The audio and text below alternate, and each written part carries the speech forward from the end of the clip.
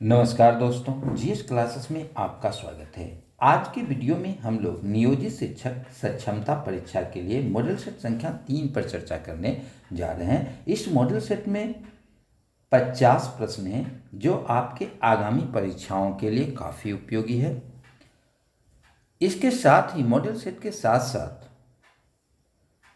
विभिन्न विषयों के चैप्टर वाइज क्वेश्चन भी डाला जा रहा है।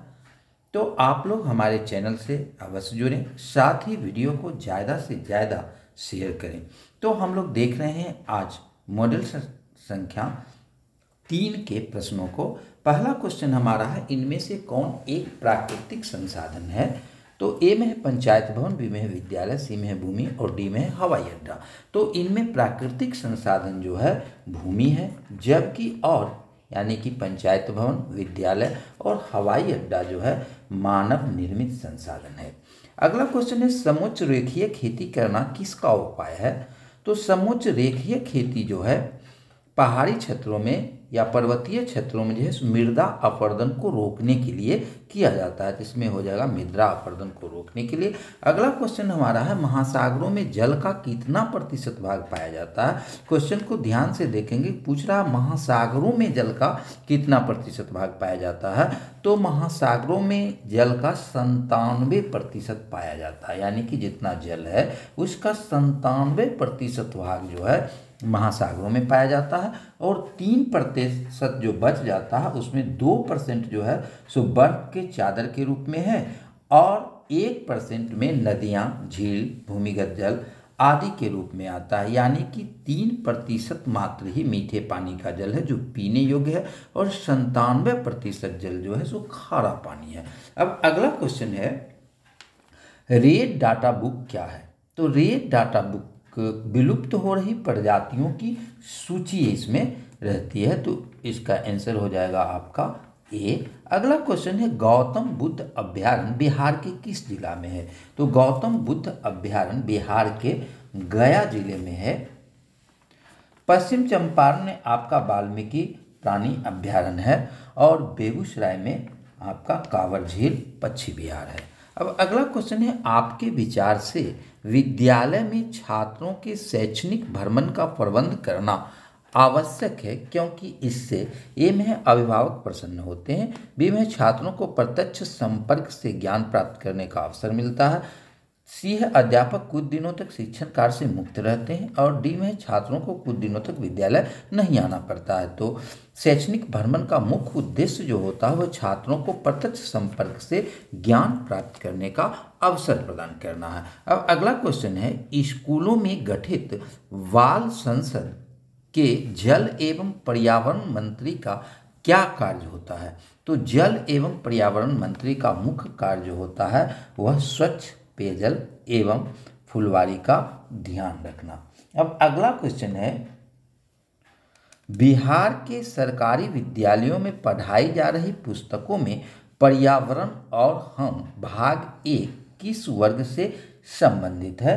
तो इसका आंसर होगा वर्ग 3, यानी कि पर्यावरण और हम कक्षा 3 से पढ़ाई जाती है। उसमें भाग 1 3 में, भाग 2 4 में और भाग 3 5 में पढ़ाई जाती है।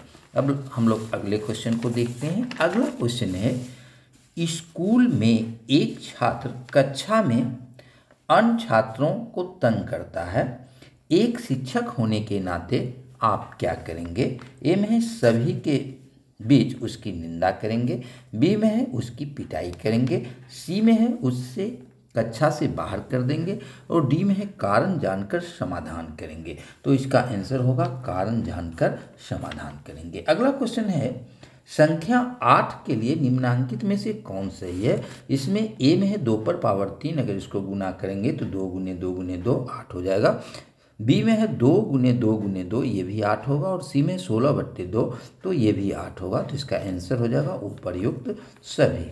अगला क्वेश्चन है, 1 पर पावर 6 का मान होगा। इसमें 1 को अगर हम 6 बार गुना करेंगे तो उसका आंसर भी 1 आएगा, तो इसका आंसर हो जाएगा डी। अब अगला क्वेश्चन है, विद्यालय में समान ड्रेस प्रदान की जाती है क्योंकि इसमें ए में है बच्चा स्मार्ट दिखे, बी में विद्यालय धन अर्जित कर सके, सी में बच्चों को खोने का डर नहीं रहता और डी में है समानता को दर्शाता है। तो विद्यालय में समान ड्रेस देने का मुख्य उद्देश्य होता है जो समानता का भाव प्रदर्शित हो। अगला क्वेश्चन है किसी कौशल को सीखने का सबसे अच्छा तरीका क्या है? ए में है सुनकर, बी में है पढ़कर, सी में है कार्य करके और डी में है इनमें से कोई नहीं। तो इसका आंसर होगा कार्य करके। अब अगला क्वेश्चन है शिक्षक की भूमिका की पहचान होती है। ए में है प्रेरक के रूप में, बी में योजनाकर्ता के रूप में, सी में है प्रबंधक के रूप में और डी में है उपर्युक्त सभी। तो एक शिक्षक की भूमिका इन तीनों रूपों में देखने को मिलती है, इसलिए इसका आंसर हो जाएगा उपर्युक्त सभी। अब अगला क्वेश्चन है जब एक छात्र आपकी कक्षा को बाधित करता है तब ए में है आप उसे कक्षा छोड़ने को कहेंगे, बी में है उसे सही बर्ताव करने को कहेंगे, सी में है आप उसके पीछे का कारण पता लगाएंगे और डी में है उसे अधिक गृह काट देंगे। तो इसका आंसर होगा उसके पीछे क्या कारण है उस कारण को पता लगाने का प्रयास करेंगे। अब अगला क्वेश्चन है बच्चा के भाषाई कौशल विकास हेतु सही क्रम है। ए में है सुनना, बोलना, पढ़ना और लिखना। तो भाषाई कौशल के विकास के लिए सूबो पल्ले यानी कि पहले सुनना, फिर बोलना, उसके बाद पढ़ना, उसके बाद लिखना। तो इसका आंसर हो जाएगा ए। अगला क्वेश्चन है बाल संसद का कार्यकाल होता है। तो बाल संसद का जो कार्यकाल होता है वह प्रत्येक वर्ष गठित होता है, यानी कि बाल संसद का कार्यकाल 1 वर्ष का होता है। अगला क्वेश्चन है शिक्षा किस सूची का विषय है? तो शिक्षा जो है समवर्ती सूची का विषय है, यानी कि इस पर केंद्र और राज्य दोनों के द्वारा कानून बनाए जाते हैं। अगला क्वेश्चन है शिक्षक दिवस किसके जन्म दिवस पर मनाया जाता है? तो शिक्षक दिवस जो है सो 5 सितंबर को मनाया जाता है, जो सर्वपल्ली राधाकृष्णन के जन्म दिवस के रूप में मनाया जाता है। अब अगला क्वेश्चन हमारा है मिड डे मील योजना का मुख्य उद्देश्य है। ए में है बच्चों में पोषण स्तर को सुधारना, बी में है विद्यालय में ठहराव, सी में है नामांकन में वृद्धि और डी में है उपरोक्त सभी। तो मिड डे मील योजना का मुख्य उद्देश्य जो है वह ये तीनों है, यानी कि बच्चों में पोषण स्तर में सुधार लाना है, विद्यालय में बच्चों का ठहराव हो और तीसरा इससे नामांकन में वृद्धि हो। तो इसका आंसर हो जाएगा डी उपरोक्त सभी। अब अगला क्वेश्चन है एल्युमिनियम किस खनिज से प्राप्त होता है? तो एल्युमिनियम जो है बॉक्साइट से प्राप्त होता है, इसका आंसर हो जाएगा बी। अब अगला क्वेश्चन हमारा है सलेम लौह इस्पात केंद्र किस राज्य में अवस्थित है? तो सलेम लौह इस्पात केंद्र तमिलनाडु में स्थित है। अब अगला क्वेश्चन है भागलपुर शहर किस प्रकार के वस्त्र उत्पादन के लिए प्रसिद्ध है? तो भागलपुर रेशमी वस्त्र उत्पादन के लिए प्रसिद्ध है, इसका आंसर हो जाएगा सी। अगला क्वेश्चन हमारा है इलेक्ट्रॉनिक उद्योग की स्थापना के लिए आवश्यक नहीं है।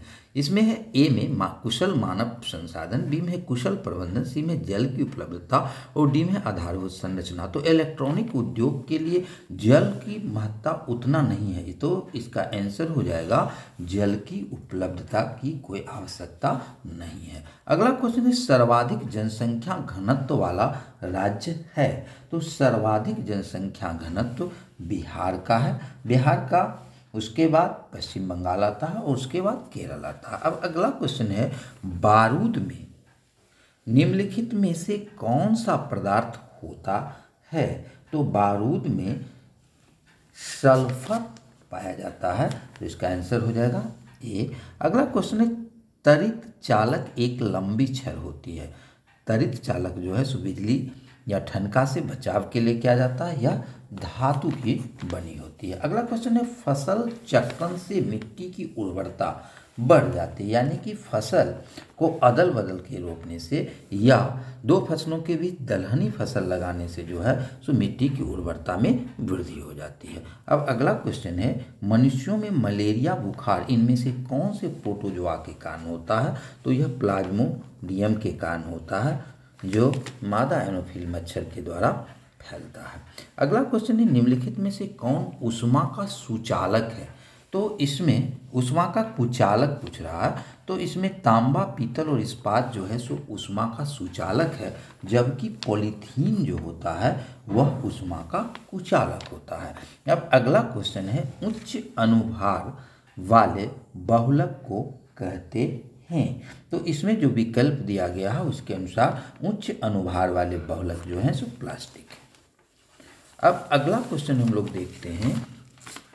अगला क्वेश्चन जो है, कमरे के ताप पर द्रव अवस्था में रहने वाली धातु है, यानी कि इसमें पूछ रहा है कमरे के तापमान पर द्रव अवस्था में कौन सी धातु रहती है। तो धातु पारा जो है सो वह द्रव अवस्था में रहती है। और अगला क्वेश्चन है, कमरे के तापमान पर द्रव अवस्था में रहने वाली अधातु कौन है। तो इसमें ब्रोमीन हो जाएगा, जो द्रव अवस्था में रहने वाली अधातु है। अगला क्वेश्चन, निम्नलिखित में से कौन नवीकरणीय प्राकृतिक संपदा है। ए में पेट्रोलियम, बी में प्राकृतिक गैस, सी में वायु और डी में कोयला। तो इसमें नवीकरणीय संसाधन यानी कि वायु जो है सो एक बार खर्च करने के बाद पुनः जो है सो इसका हो सकता है, यानी कि ये समाप्त होने वाला नहीं है, जबकि पेट्रोलियम, प्राकृतिक गैस और कोयला यूज करने के बाद समाप्त हो जाता है। अगला क्वेश्चन है, प्रोटीन संश्लेषण से संबद्ध है। तो प्रोटीन संश्लेषण से संबद्ध जो है इसमें राइबोसोम है। अगला क्वेश्चन है, अमीबा में जनन की विधि है। तो अमीबा में जो है सो द्विखंडन विधि से जनन होता है, तो इसलिए इसका आंसर हो जाएगा द्विविभाजन। अब अगला क्वेश्चन है, लोकसभा के लिए निर्वाचित सदस्यों की संख्या है। यहाँ पूछ रहा है लोकसभा के लिए निर्वाचित सदस्यों की संख्या कितनी है। तो निर्वाचित सदस्य जो होते हैं वो 543 होते हैं और 2 एंग्लो इंडियन को राष्ट्रपति के द्वारा मनोनीत किया जाता है। अब अगला क्वेश्चन है, भारत में किस तरह के लोकतंत्र की व्यवस्था की गई है। तो भारत में अप्रत्यक्ष लोकतंत्र की व्यवस्था है। अब अगला क्वेश्चन, राजनीतिक दलों को मान्यता और उसका चुनाव चिन्ह किसके द्वारा प्रदान किया जाता है। तो राजनीतिक दलों को जो मान्यता दिया जाता है वह निर्वाचन आयोग के द्वारा दिया जाता है। अब अगला क्वेश्चन है, झांसी के विद्रोह का नेतृत्व किसने किया था। तो झांसी के विद्रोह का नेतृत्व लक्ष्मीबाई के द्वारा किया गया था, तो इसका आंसर हो जाएगा सी। अब अगला क्वेश्चन हमारा है, 1857 का विद्रोह कहाँ से प्रारंभ हुआ। तो यह 1857 का विद्रोह मेरठ छावनी से प्रारंभ हुआ था। अब अगला क्वेश्चन है, एशियाटिक सोसाइटी ऑफ बंगाल की स्थापना किसके द्वारा की गई। तो एशियाटिक सोसाइटी ऑफ बंगाल की स्थापना विलियम जोन्स के द्वारा की गई थी। अब अगला क्वेश्चन है, ज्योतिबा फुले द्वारा किस संगठन की स्थापना की गई। तो ज्योतिबा फुले के द्वारा सत्य शोधक समाज की स्थापना की गई थी। अब 44 नंबर क्वेश्चन है, हरिजन सेवा संघ महात्मा गांधी द्वारा किस वर्ष गठित किया गया था। तो यह महात्मा गांधी के द्वारा 1932 ईस्वी में गठित किया गया था। अब अगला क्वेश्चन हमारा है, बाबा भीमराव अंबेडकर के द्वारा किस वर्ष बहिष्कृत हितकारिणी सभा की स्थापना की गई थी। तो बहिष्कृत हितकारिणी सभा की स्थापना 1924 ईस्वी में की गई थी। अब अगला क्वेश्चन है, सबसे बड़ा पशु मेला कहाँ लगता है। तो सबसे बड़ा पशु मेला सोनपुर में लगता है। अब अगला क्वेश्चन है, भारत का शेक्सपियर किसे कहा जाता है। तो भारत का शेक्सपियर कालिदास को कहा जाता है। अब निम्नलिखित में से कौन सा तारा है। तो इस विकल्प में सूर्य जो है सो एक तारा है, जबकि मंगल, शुक्र और बुध जो है सो ग्रह है। अब बिहार का प्रमुख त्यौहार है, तो इसमें विकल्प में है बिहू, बैसाखी, पोंगल और छठ पूजा। तो बिहार का जो प्रमुख त्यौहार है वह छठ पूजा है। और अगला क्वेश्चन है, बिहार राज्य में अनुमंडलों की संख्या अर्थात सब डिवीजन की संख्या है। तो बिहार में अनुमंडल की संख्या 101 है, 534 जो है सो प्रखंड है और 38 जिला है और 9 अनुमंडल है। तो ये आज के महत्वपूर्ण क्वेश्चन थे। आप लोगों से अनुरोध है कि वीडियो को शेयर जरूर करें। अगले दिन हम लोग मॉडल सेट संख्या 4 के साथ साथ साइंस के एक चैप्टर का ऑब्जेक्टिव क्वेश्चन देखेंगे। धन्यवाद।